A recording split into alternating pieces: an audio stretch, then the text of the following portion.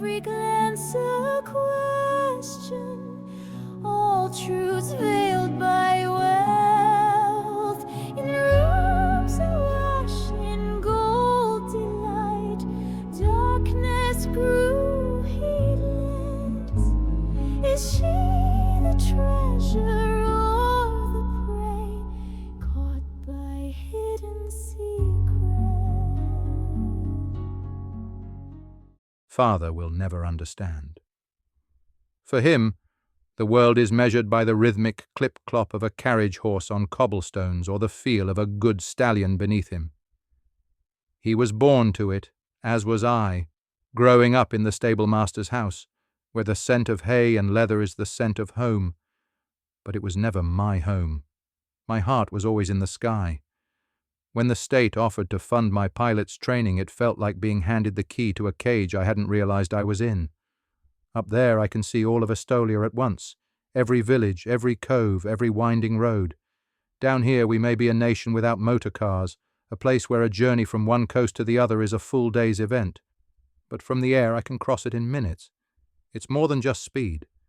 It's a different kind of service, a different kind of freedom. Ben-Zarek Zakarian, Inscrito. A soft knock sounded at the door. Detective Carmody appeared, clutching a clipboard and a mug that steamed in the cool hospital air. He paused just inside, scanning Cat with something gentler than interrogation in his eyes. Dr. Ormond gave him a professional nod, then turned to Cat, offering a steadying squeeze of the hand and a soft, "I'll be just outside if you need anything." She vanished with a whisper of lab coat and sensible shoes, closing the door quietly behind her. Detective Carmody eased himself into the visitor's chair with a deliberate, tired motion. The chair gave a resentful squeak, protesting his bulk. He shifted, sighing quietly as his feet finally got a reprieve. Relief radiated upward, visible even in the way his shoulders settled. He set his mug on the little table, and for a moment, silence stretched comfortably. "You feeling all right?" he asked. None of the hard edge from before, just tired, practical concern. Cat took a slow, deliberate breath, letting it out as steadily as she could. "Yes, I'm ready." Her voice was soft but sure, a practiced calm after the storm. Detective Carmody's relief was visible, the furrow in his brow eased, and for a fleeting second, the professional mask slipped, replaced by genuine empathy.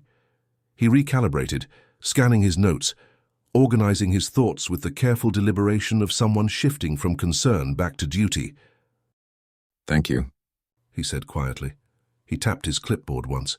"Let's start from the beginning. Tell me everything you remember about the night you got back." Kat's gaze fixed somewhere in the near distance. Her words were clipped, mechanical. "I got home just after midnight. There were police cars, ambulances, fire trucks, lights everywhere. We pulled up to the house, and someone stopped us, asked who we were. I said I lived there. They wouldn't let me go inside. They told me both my parents were gone. Someone walked me to a cruiser. I remember the noise. Then someone said I needed to come downtown to answer questions." She answered the detective's questions. Names, times, why she'd gone to D.C., who was with her. Facts, facts, facts. Each one laid out with careful detachment, as though reading from someone else's script. He jotted notes in the margins, sifting her account for discrepancies. Eventually, the questions tapered off. Detective Carmody closed the folder with a quiet, tired snap and sat back, the silence between them growing thick. He studied Cat for a moment, as if weighing how much to tell her or how much she already knew. "Cat, I need you to understand something," he said, voice gentler than before. "We don't think this was just a robbery gone wrong. The man who broke into your parents' house demanded access to the safe.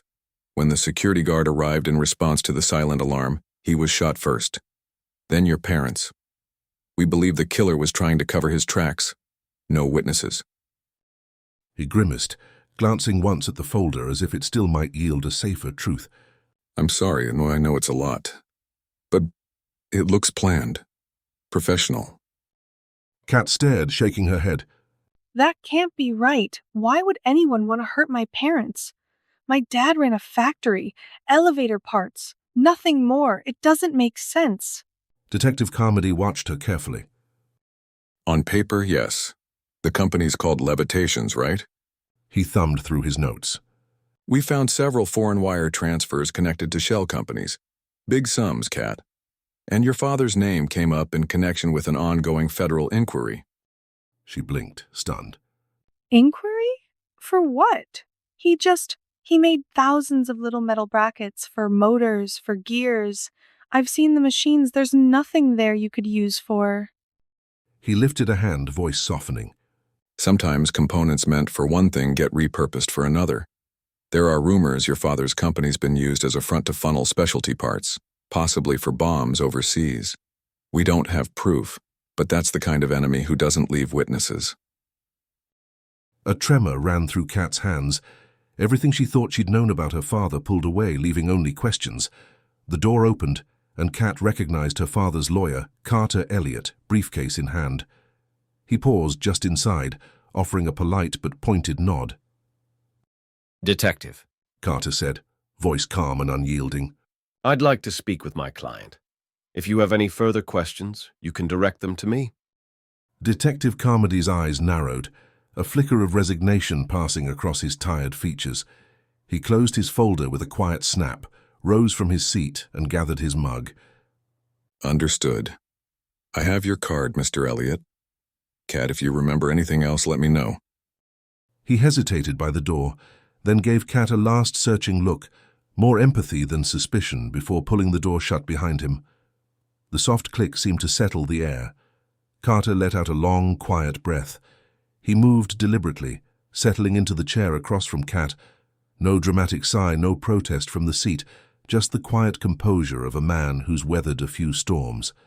He set his briefcase beside him and met Kat's eyes for a moment, hands loosely clasped. If you'd like some water or to take a pause, just tell me. He said, not quite businesslike and not quite familial. Simply present. You've been through more than anyone should have to handle in so short a span. He hesitated, as if allowing her time to process his presence, then glanced briefly at an open notebook by his elbow. I've been in contact with Walter Dutournier. He and your friend Mandy are making arrangements to get you out of the country for a while, just as a precaution. I don't want to alarm you, but things are complex, and it's best if you're less visible while I look into a few matters for you. I've also engaged a team of private investigators. Until we know more, your safety comes first. He waited, watching her with quiet concern, studying her expression as if gauging both her strength and her breaking point. At last, his tone shifted, quieter, edged with something almost apologetic. There is another matter, Carter went on, voice softer. Your father, he always meant to update his will now that you're nearly 21, but he never found the time. I'm afraid the terms as written are problematic. Unless you marry by your 21st birthday in about 8 months, everything will go to charity. Constrict between